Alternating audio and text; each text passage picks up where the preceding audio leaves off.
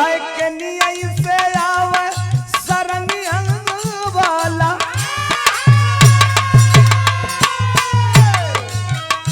अरे के नियई से आवे मुरलिया वाला बताई दे रे लहुरी नाना दी के नियई से आवे मुरलिया वाला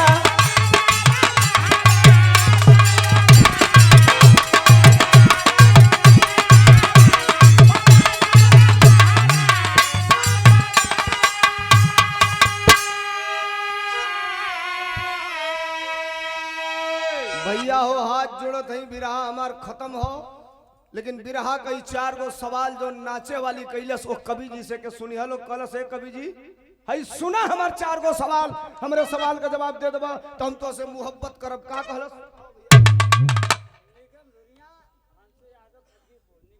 निगम धुरिया हंसू यादव खज की हो पैसे बता हां तो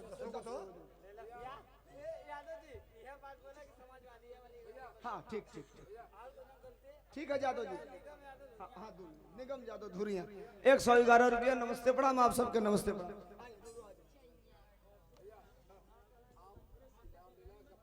गफ्फार भाई दोहरी गफ्फार भाई की तरफ से हम अच्छा ठीक बात है बैठा था नहीं भैया 2 मिनट गफ्फार भाई 50 रुपया दे के कहला मर 4 गो सवाल कर दिया पहला सवाल कैलस का सवाल कैलस कहलस कि जब चाँद सूरजवा अब देखो ये रहा का अंतिम डेट हो अंतिम पॉइंट हो और अंतिम डिस्कशन हो कहलस है कवि जी कहला ना कि हम तोरे 400 सवाल का जवाब दे तो पहला सवाल हमार का कहलस कि जब चाँद सूरजवा ना रहले अरे जब चाँद सूरजवा ना रहले धरती पाया जोरावा के कइले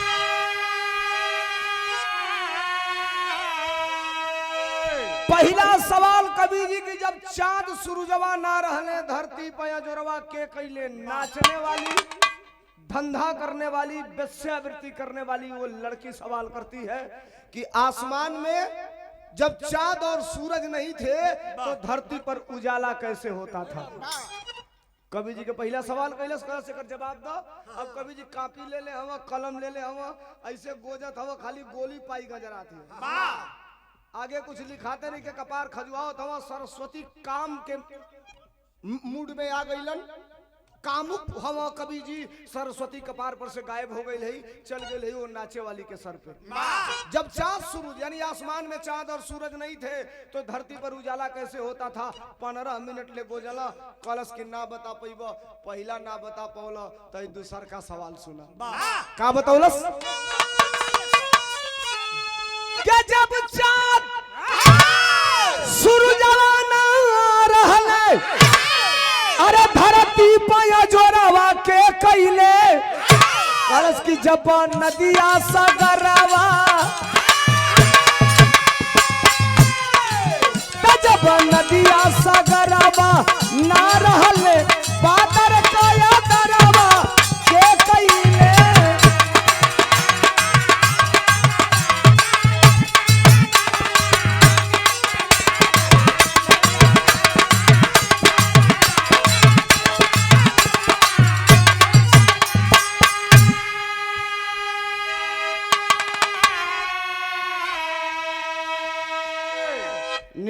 %, यहाँ पढ़े लिखे लोग बैठे हैं 99%। और इस पढ़े लिखे लोगों के बीच में खाली बिरहा में तरज गा देहनी, धुन गा देहनी, आनंद आ गई, थपरी बजा दिया लो, हंस लिया लो, बिरहा खाली यही जाले नहीं के बिरहा दोनों जानी वही जाले गाओ ले जहां ले आपके समझे के मजबूर होके पड़ी। तनी सुना लो केहू के लेके जवाब होई खड़ा होकर बताइए लोग। पहला सवाल, जब चांद और सूरज नहीं थे तो धरती पर उजाला कैसे होता था? और जब नदी सगरवा ना रहले बादर का अदरवा के कैले, यानी धरती पर जब नदी, तालाब, झरना, गढ़ही ना रहे तब बादल के पानी कैसे मिले? आसमान में कोनो पानी वाला टोटी नहीं खे जो जब मन करेला खोल दे जाई आ धरती पर बरखा बरसे लगेला ना।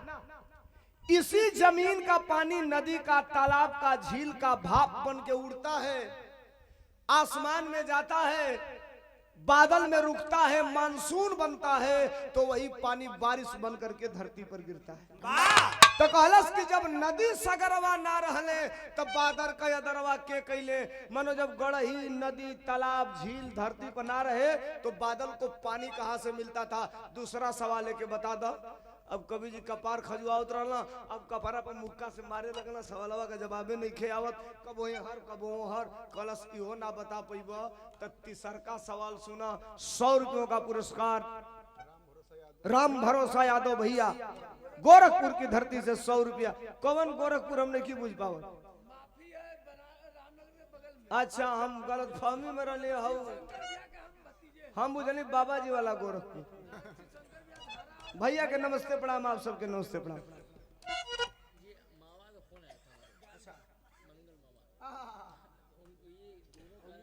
भैया 2 मिनट और, मंगल मामा के तरफ से, सत्या भैया के मामा के तरफ से फोन आई, लाला 500 रुपयों का आशीर्वाद भी है और फरमाइश भी रस की है। तो इसके बाद दोनों लोगों के तरफ से आप सुनिएगा। अब रात भर भी रहा सुनिए लो, कोनो दिक्कत नहीं के, ताली बजा के स्वागत कर ले, बहुत धन्यवाद।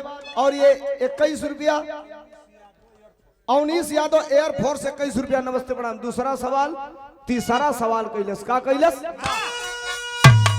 वही जगह ही का अरे नाम बतावा जहां पर से बिन बादल से बाती हो। पहला सवाल, जब आसमान में चांद सूरज नहीं थे तो धरती पर उजाला कैसे होता था?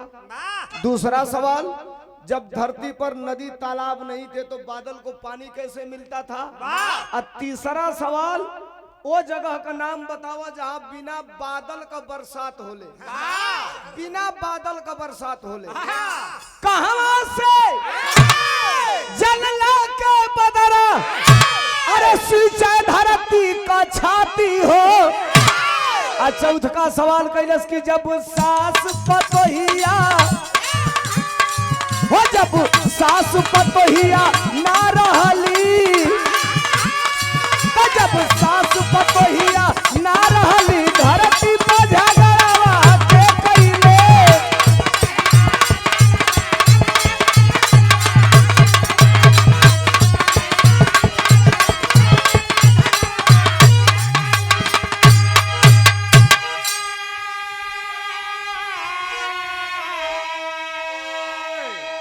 भैया हम समझत हैं, हम चाहत भी हैं और हमार बिराह खत्म भी हो गया। सवाल है, एक जवाब दे के बिरावा बंद हो जाए।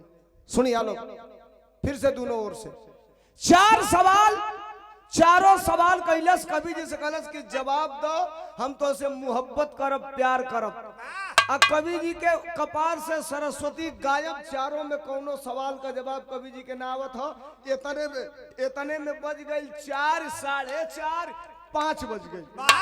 अब एजा के बाद एजा छोड़ दो, मंत्री आई जो ने कोठरिया में कवि जी के सुता के गई भैया जो ने कोठरिया में कवि जी के सुता के गई आके दरवान के लगे खड़ा है, कलश कवि जी को जगाओ, ले चलना है, फ्रेश कराना है, स्नान ध्यान कराना है, भोजन करा के दरबार में ले जाना है। अच्छा, दरबान जब इतनी बतिया सुनलस, टंगरी दरबान का कापे लगल, भाला लिहले, कलश का भैला तो कवि जी गायब। अब तो मंत्री दौड़ल गई ना राजा के यहाँ, राजा घंटा बजौला, राजा निकल के अइला, राजा कहला क्या हुआ? मंत्री कहला साहब ताला बंद, माल गायब। कहला का भइल? तो कवि जी गायब हो गई। अब राजा बोलौला पूरा नगर के सिपाहीन के, कहला एक एक घर की तलाशी लो, कवि जी जहां हो उनको ढूंढ के लाओ, हमारे सम्मान पे ठेस पहुंचेगा, मेरे दरवाजे से कवि जी गायब हो जाएंगे। तो अब सिपाही जैसे ही धुरिया गांव बा, एक ओर से एक एक घर का तलाशी लिहला सा, पूरा घर का तलाशी ला सा, और सिपहिया वो नाचे वाली लड़किया की घरवा का तलाशी नहीं ला सा। ऐसे कि वो कुल गई रहे कि इतना बढ़हन कवि, इतने ईमानदार इज्जतदार कवि, वो नाचे वाली धंधा करे वाली लड़की की दुआरे पर थोड़े जाइए। तो ओकर घरवा छोड़ दो सा 1 राउंड 2 राउंड 3 राउंड 4 राउंड तलाशी लेला सा कभी जी मिलबे ना कइला ओमे वो अहिर सिपाही रहे अहिर ले पता लगावे आहिर तो कहला तो लोग 5 दिन खोजबो लोग कभी जी मिली है ना कहीं कहला से कैसे मिली है तो कहला कि 1 मिनट का काम बा कभी जी भेटा जाइए तो इसी सिपहिया कहला से कहां मिली है तो नाचे वाली के घर है ये कहला सारे यार तुम गलत बोल रहे हो इतना इज्जतदार कवि और उस नाचने वाले के घर जाएंगे तो कहला पहुंचे में पैसा थोड़े लगा था रुपया थोड़े लगा था चल के चेक कर लिया हो यहाँ तो ठीक ना तो जाके राजा से कहले कि कवि जी नहीं खा मिला अइला से कुल सिपाही आके दुआरी पर देखो थवा अइला से कुल सिपाही आके दुआरी पर देखो थवा कवि जी ऐसे ठेंगुनिया मार के बैठल हवा हाथ जोड़ले हवा हम तो उसे मोहब्बत करना चाहते हैं तो वो कहती है हमारे चारों सवाल का जवाब दीजिए हम भी मोहब्बत करना चाहती हूँ देखला सा आदान प्रदान दोनों आदमी में बात होता देखला सा नजर पड़ल कवि जी पर दौड़ के गइला सा सिपाही पखुरा है कवि जी उठौला से कहला 4 घंटा पूरा परेशान करौला तू अब वही नाचे वाली जोने के घरवा रहला वहू के पकड़ के कवि जी के पकड़ के लाके दरबार में हाजिर कइला अब राजा कहला कहो कवि जी राजा अगर किसी दूसरे के साथ देखे होते तो विचारधारा में कहीं अंतर नहीं होती लेकिन वो तो नाचने वाली वेश्या कर वृत्ति करने वाली नाच गाना करने वाली दरबार की राज नर्तकी के साथ कवि जी को राजा ने देखा राजा कहे कवि जी आप सम्मान करने के लिए बुलाए गए थे लेकिन लग रहा है आज काशी नरेश के दरबार में आपको अपमानित होकर के जाना पड़ेगा अब नाचे वाली लड़कियां सोचलस हमारा चलते अगर कवि जी की इज्जत चल जाई तो दुनिया में तुलसीदास जौन अगरबत्ती लेके पूजात हवन ये तुलसीदास का इज्जत ही खत्म हो जाएगी दौड़ के आगे आई बड़ा से महाराज खबरदार ये राजा ये कवि जी हमारे दरवाजे पर गए नहीं थे इस कवि जी को मैंने बुलाया था जब राजा सुनला कि नाचने वाली बुलाई थी निकलना तलवार और निकाल के कहला गर्दन काट के अलग कर दूंगा तुम्हारी हिम्मत हमारे राज के अतिथि को अपने दरवाजे पर बुला ली कलश ऐसा खाली गर्दन में मत कटी है 5 टुकड़ा शरीरियों काट दिया लेकिन पहले पूछा था हम काहे के बोलौनी कहला काहे के बोलौले आता ऐस खातिर बोलौनी हमर लगे 4 गो सवाल रहल है आ चारों सवालवा का जवाब चाहत रही है ये दरबार में हमार हैसियत नहीं के कि ये दरबार में खड़ा होकर कवि जी से सवाल कर दी यही खातिर अपने घरे बोलौली आ 4 गो सवाल का जवाब खातिर कवि जी के अपने दरवाजे पर बुला के हमने सवाल कर दिया तो राजा कहला तो ठीक बात है बोलौले तोरे सवालवा का जवाबवा मिलल कलश ए साहब यही जाता बतिया फंस गई सवाल तो हम कह दली लेकिन हमके वही ले कवि जी जवाबे ना दिया राजा कहला है कवि जी बोला अब तो हमारे दरबार का बात हो गई ये नाचे वाली के चारों सवाल का जवाब दो पूरा दरबार सजल है 1 घंटा में भीड़ लग गई पूरा नगर बैठल है राज्य का सभा लगल है राजा एक तरफ कवि जी एक तरफ नाचे वाली एक तरफ अब कवि जी के कपारे से इश्क का भूत खत्म हो गई जो नहीं मोहब्बत का बीमारी रही है कुल खत्म हो गई खोपड़ी ठंडा हो गई हाथ जोड़ ले ऊपर सरस्वती के गोहरौना कहलम माई आजा न तो आज इज्जत चल रही है भरे दरबार में तुलसीदास का आबरू बिगड़ जाई पानी बिगड़ जाई सरस्वती आई ले उनके सर पर कहला ए साहब जान तलम काहे ना ओइजा जवाब देली एकरे सवालवा का जवाबवा ओइजा देले रहती देखा सरस्वती आ गेली त का कहत हो तो खाली ऊ जानी हम जानती हम सही जगह का सही समय का इंतजार करत रही हैं अब एजा बताई तो ऊ जानी हम जानब तू जनब 84 देश का राजा जानी लोग आई बैठल जनता जानी तो राजा कहला तेरे सवाल का जवाब दो राजा कहला हम जवाब देत हई पहला सवाल रहल जब चाँद सूरजवा ना रहले तो धरती पर जोरवा के कैले राजा के यहाँ कवि जी जवाब देत हवा आला छोड़ा मास्टर कवि जी जवाब दिया का जवाब दिया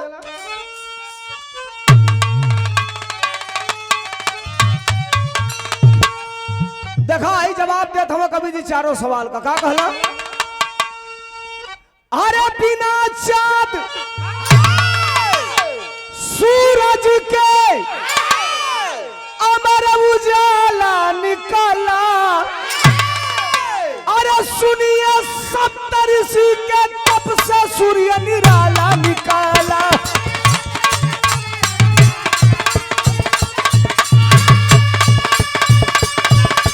ये बहादुर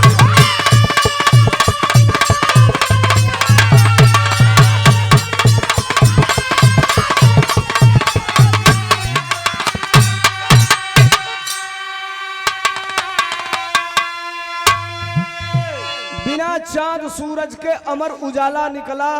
सुनिए सप्त ऋषि के तप से सूर्य निराला निकला। 15 मिनट में कहा था 1 घंटा हो गया और आप 1 घंटे से मेरी बात को सुन रहे हैं। बात सात्विक नहीं होगी तो मेरे बातों का कोई मतलब नहीं होगा। यहाँ इतने लोग बैठे हैं, टेक्निकल जमाना है और आज का वैज्ञानिक जमाना है। कभी जी बताए आसमान में जब चांद और सूरज नहीं था तो धरती पर उजाला कैसे होता था? आपको जानकारी होगी। आसमान में एक तारा है जिसका नाम है ध्रुव तारा। पढ़े होंगे आप, ध्रुव तारा। वही ध्रुव तारा की बगलिया में 7 गो टिमटिमात तारा बाजे के 7 तरईन बोलल जाला। जब आसमान में चांद और सूरज नहीं था, गूगल महाराज से पूछिए, 1 मिनट में आपको जवाब देंगे। जब आसमान में चांद और सूरज नहीं था तो वही 7 तरईन से, सप्त ऋषि के 7 तरईन से धरती पर उजाला होके। कलश तो पहला सवाल का जवाब दे दिया। दूसरा का सवाल का जवाब, जब नदी सगरवा ना रहले बादर का अदरवा के कैले। मानो जब तालाब, नदी, झील नहीं था तो आसमान को पानी कैसे मिलता था? जे जहाज में बैठल हुई तो जहाज जब 4,500 फीट की ऊंचाई से ऊपर जाती है तो जो बादल है जहां से बारिश होता है तो जहाज बादल से भी ऊपर चली जाती है। बरखा होता जहाज ऊपर चलती है, जो नीचे लैंड करने आएगी तो बारिश आपको दिखाई देगा, ऊपर चली जाएगी तो नहीं दिखाई देगा। आसमान को पानी कैसे मिलता था जब नदी तालाब नहीं थे? तो कहला दूसरा सवाल का जवाब का बताऊ ना। धरती पर है नहीं सरिता सगरवा, अरे बदरा मंगाए जल ऋषि से उधरावा।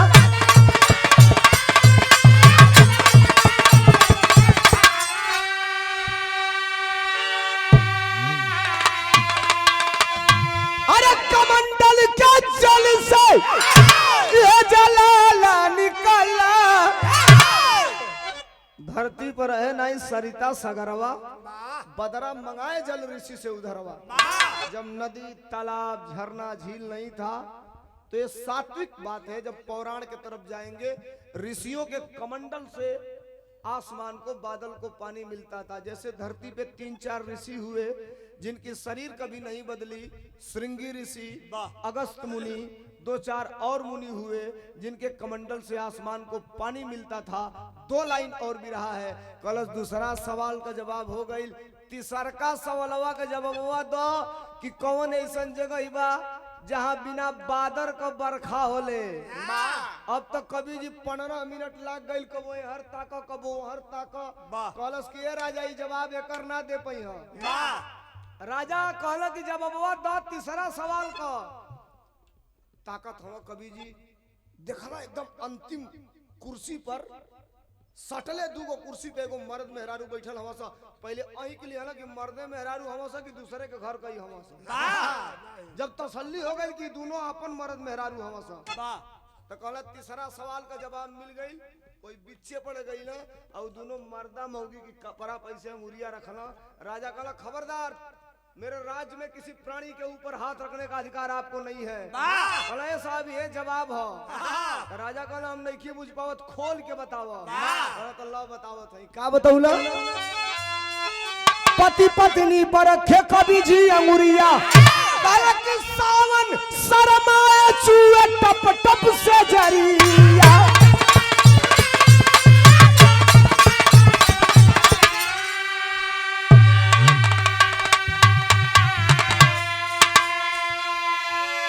पति पत्नी पर रखे कवि जी अंगुरिया, सावन शरमाए चूहे टप टप से जरिया। राजा कहला एजा केहू पागल थोड़े बैठल है। जवाब दिया जला तो जवाब नहीं कि साफ साफ समझ में आवे। कहला सुना है दोनों जानी मर्द मेहरारू हलो। आ सवाल ही रहल कि कौन ऐसा जगह बा जहाँ बिना बादल का बरसात होले। तो ये दोनों जानी बिना बादल का बरखा करावेला। बुझनी सबे कि ना बुढ़िया तनी पुरान हो गई ना बुझनी सबे तो हम तनी सावरी बुझा दे।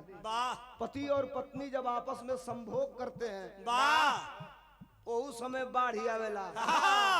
ओके कोनो बादर का जरूरत ना होले, बदरी का जरूरत ना होले। तई नाचे वाली कलश चलत तीसर का या चौथ का जब सास पतोहिया ना रहली तो धरती पर झगड़वा के कैले कला ई तो चुटकी बजा के दे। चौथ का जवाब दिहला धरती पर रहली ना सास या बहुरिया अरे ज्ञानी अज्ञानी कैले आपस में झगड़िया।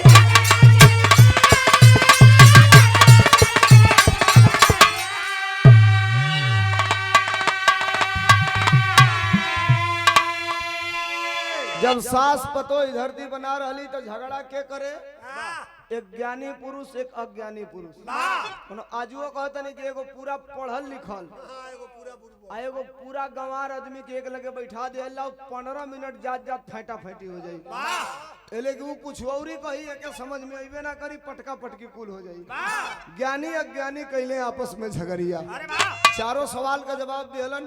कवि जी के खड़ा करावल गई दरबार सजल है। दुनिया का सर्वश्रेष्ठ कवि के पुरस्कार देके ताम्र पत्र देके सम्मानित कल गई। एक काखी में कवि जी दबला चलब हमार सम्मान हो गए अपने घरे चलब जो ही आगे बढ़ला तो नहीं नाचे वाली पीछे से जाके इसे पकड़ला कल का हो कलस के हमसे तो उसे तैरा लगी जब चारों सवालों का जवाब दे दो तो हम तो उसे प्यार करो। अब चला चले के कल देखा ये ट्रांसफार्मर में बिजली उजली हो ना कुल इनमें 1% करंट आवेला ना वो हरे जा कहीं दूसर व्यवस्था कराते। कभी भी चल दिलन सवाल का जवाब मिलल बिरहा खत्म भइल। अंतिम लाइन के बाद गुरु बिहारी गुण गणेश गुरु रामलाल सज्ञानी स्वर्ग चंद्रिका रामदेव बिरहा के अद्भुत सानी कभी जी रस में रसिया हो गए। छेदी भैया कहे थे एक लाइन छेदी भैया जिस बात को आपने कहा था दुनिया कह रही है कि नेताजी चले गए। बजाना मत एक लाइन बोल के मेरा विराह खत्म हो रहा है। दुनिया कह रही है नेताजी चले गए विराह आपने मेरा सुना लेकिन एक लाइन ये मैं आपसे कह दे रहा हूं। मैं समझ रहा हूं मैं उनके बातों का केवल जवाब दे रहा हूं। हमने एक गीत गाया है कि आज भी जिंदा है नेताजी कीर्ति जिनकी कायम है। और लगे ये बात अच्छी कलेजे पे लग जाए दिल पे लग जाए बजा देना तालियां। मेरी बात खत्म हो जाएगी मैं बैठ जाऊंगा। सुन लीजिए पूरी बात। आज भी जिंदा है नेताजी अरे कीर्ति जिनकी कायम है। हम सब के लिए तो कहाँ बजा रहे हैं हम सब के लिए तो लाइन अच्छी लगे तो स्वागत चाहूंगा। आज भी जिंदा है नेताजी कीर्ति जिनकी कायम है। हम सब के लिए तो अखिलेश ही मुलायम है। हम सब के लिए तो और एक लाइन और हमने गाया दो ही पुत्र हुए धरती पर और रहेंगे कायम। अगली लाइन अच्छी लगे तो स्वागत चाहूंगा। दो ही पुत्र हुए धरती पर और रहेंगे कायम। और धरती पुत्र भीष्म के बाद से गंगा पुत्र भीष्म के बाद से धरती पुत्र मुलायम। इस धरती पर केवल दो ही पुत्र हुए दो ही पुत्र हुए धरती पर और रहेंगे कायम। और गंगा पुत्र भीष्म के बाद से धरती पुत्र मुलायम। नेताजी का कीर्ति तो अरे अमिट अनंत और कायम है। और हम सब के लिए तो झटके में देखिएगा अखिलेश यादव को कभी गाड़ी से जाते अगर झटके में देखेंगे हम सब के लिए तो अखिलेश ही मुलायम है। हम सब के लिए तो बहुत धन्यवाद बहुत नमस्कार आप सबके ढेर सारा प्रणाम।